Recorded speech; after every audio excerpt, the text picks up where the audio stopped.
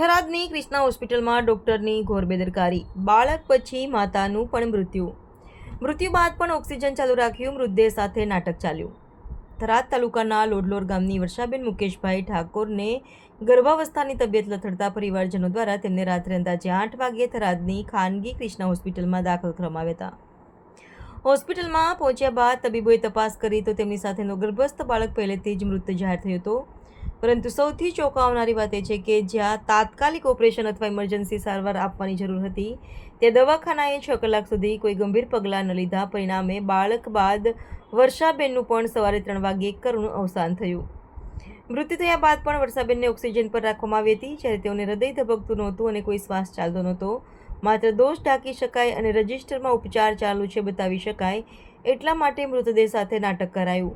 મારું બાળક પહેલાં મર્યું પણ તેમની બેદરકારીથી મારા ઘરના દીવાને પણ ગુમાવવી પડી અને એ પણ જીવતા હોય તેમ ઓક્સિજન આપીને હોસ્પિટલે નાટક રજૂ કર્યું। આવું તો પશ્ચાતાપ કરાવનાર છે। રિપોર્ટર રાણાભાઈ પારેગી, થરાદ।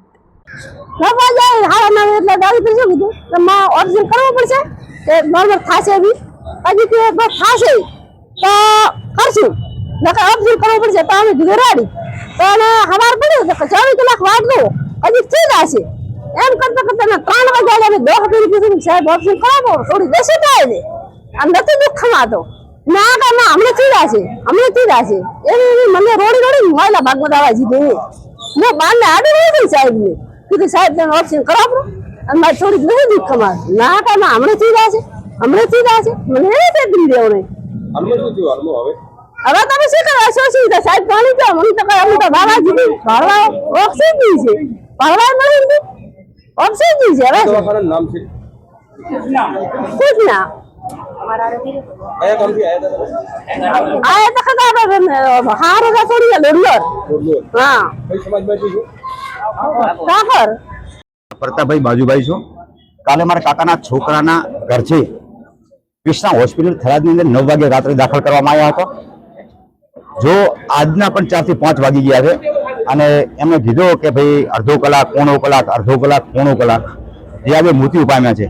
આવા ક્રિષ્ના હોસ્પિટલ થરાદ અને આટલા કેટલા પણ દવાખાના ધમધમી રહ્યા છે એના માટે પણ એક સાજો પત્રકાર ભાઈઓને પણ હું વિનંતી કરું છું કે આવા ડોક્ટરો એમને જો અમારા પરિવાર તરફથી ખુલ્લેઆમ કહેવામાં આવ્યું હતું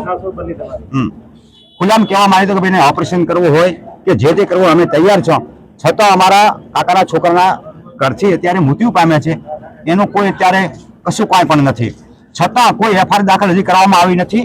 આ સમયે કોઈ એફઆઈઆર દાખલ કરવામાં નથી આવી અને અહીંથી અમને એવું કહેવામાં આવે છે કે તમે સરકારી હોસ્પિટલ લઈ જાઓ।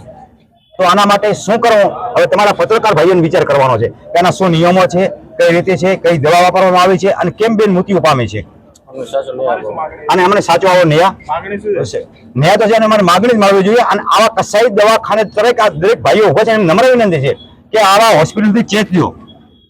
ક્રિષ્ના હોસ્પિટલ થરાદની અંદર તમે ચેતી જજો કે આ એક તો બેન ગઈ પણ વારસાગતમાં આવી કોઈ બેન બીજી ન જાય અને બાળક બી અંદર ઓફર છે નહીં તો એમની ખામી છે ને અમે આગળ પગલા ભરીશું ત્યાં સુધી અમે લાશ નહીં ઉપાડીએ। સાહેબ અમે ખેંગારપુરાથી રાતે 9 વાગે આવ્યા હતા। રાતે આવ્યા એટલે સાહેબને કીધું સાહેબ ઓપરેશન કરો આપણું બેનને ડિલિવરી છે તો કે ના બાટલો પોતે ચાલુ કર્યો એટલે સાહેબ કે ડિલિવરી થઈ જશે એમ કરતા સવારે 9 વાગ્યા 9 વાગે અમે કીધું તમે ઓપરેશન કરો આપણું તો કે ના ડિલિવરી થઈ જશે એમ કરતા 2 વાગ્યા 2 વાગ્યા એટલે બેન ઓફ થઈ ગઈ એટલે અમને બધાને કાઢ્યા બારે, તમે બારે જો પાસે બેનને અમે રેડી કરશો તો કે રેડી પાછો 2:30 વાગે એટલે પોતે કીધું કે બેન ઓફ થઈ ગઈ, પોતે ઓક્સિજન ઉપર લઈ જા। મેં કીધું તમને હમી હોદે અમે રાતે 9 વાગે કીધું બેનને ઓપરેશન કરો બ્રો, અમારે બેન રાતેની બીમાર છે અને તમે ઓપરેશન આવતા અમે તમે કીધું ના કે છુટકારો થઈ જશે એટલે સાહેબે મોન્યું નહીં એટલે હવે સાહેબ પાછા ભાગી ગયા, આપણને હવે ખાતા નથી। અમે સાહેબ આગળ લડવા માંગે કૃષ્ણ હોસ્પિટલમાં અમે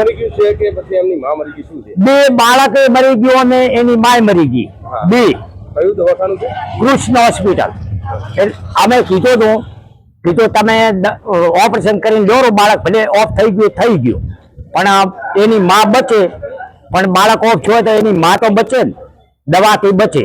તો કે ના, એ તો છુટકારો થઈ જશે. ડોક્ટર 10 વાર આવ્યો, છુટકારો કે થઈ જશે ભાઈ. તો હાલમાં બે મરી ગયા છે. બે મરી ગયા. હવે શું કરવા માંગો છો? હવે અમે આગળ લડવા માંગા.